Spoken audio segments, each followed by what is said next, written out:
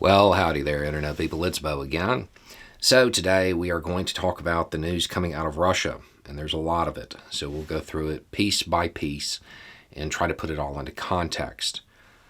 So, today we will talk about Russia, reserves, facades, the price of plane tickets, and a whole bunch of other things. If you missed it, Putin, in his infinite wisdom, has decided to order a partial mobilization of around 300,000 reservists. That seems like a good place to start, the military aspects of this. First and foremost, Russian reservists are not like American reservists. They're not the same. They are not equivalent in any way, shape, or form. American reservists are still pretty much on par. Russian reservists are people who did a couple years in the military a decade ago and then returned to normal working class life. They are not warriors. They're amateurs. And they're being forced against their will to go through a basic refresher, and then they're going to be sent into the grinder to face off against combat-hardened people. This isn't going to go well. If the Ukrainian military was capable of defeating and stalling Russian active duty, they are also capable of defeating and stalling Russian reservists, people who will have worse equipment, worse training, and worse morale. This is not something that is likely to turn the tide there, despite the numbers involved, because it's quantity and quality type of thing. They're not going to know what they're doing. The Russian people know what I just said. Because of that, demonstrations and protests have broken out across the country, to include in Moscow and St. Petersburg, two locations that Putin has gone out of his way to insulate from the effects of his little misadventure. There have been hundreds of arrests. The morale and support for this engagement is fleeting at best. At the end of this, what you have is another rich man sending a whole bunch of poor boys off to fight his war. And it's over ego. The demonstrations are showing cracks in the facade of the domestic tranquility that has been portrayed. When the conflict started, there were a lot of people who were surprised by the unexpectedly poor performance of the Russian military.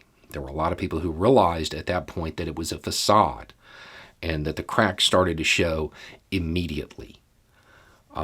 Even those of us who were aware that the Russian military wasn't quite as good as it was portrayed and believed the Ukrainian military was going to do better than expected, I mean, most of us were surprised by how big those cracks got. The same thing is now happening domestically. All of the efforts to insulate the civilian population from the conflict are failing.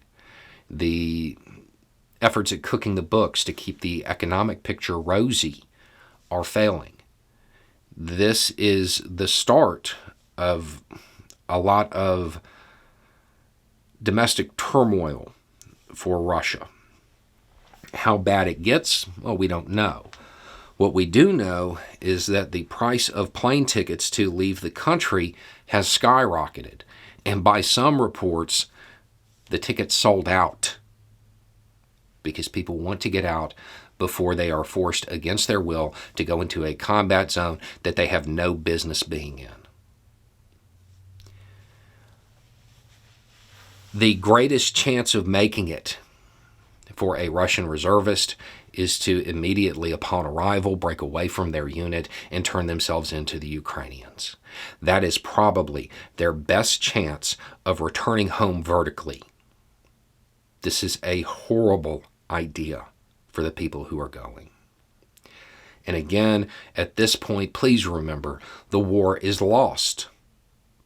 The political objectives of the war were lost as soon as other countries decided it was better for them to join NATO. Remember, war isn't about the battle. War is a continuation of politics by other means. Those political objectives have failed. At this point, it's just about dirt. It's about imperialism. It's about nothing that any of these people want to fight for. These are normal, working class people now. These aren't warriors. And it's just going to lead to a bunch of waste. The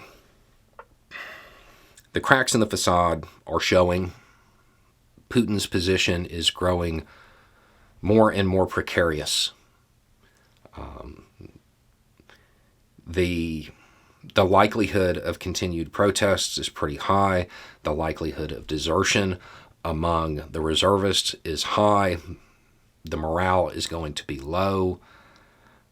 This isn't the right move for Russia. And this is in response to a partial mobilization. Putin has toyed with the idea of a full mobilization. Now, is this going to change things on the battlefield? It could, theoretically, if they treat the reservists like prisoners and do not give them a chance to leave, or they use them in a wave fashion, possibly. At the same time, the Ukrainian military has shown an ability to disrupt movements behind the lines, which means that I'm guessing that a lot of the reservists, they may never actually see the front lines.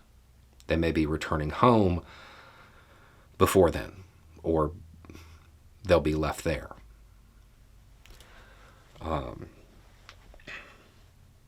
This is going to amount to a bunch of waste that doesn't need to happen. Anyway, it's just a thought. Y'all have a good day.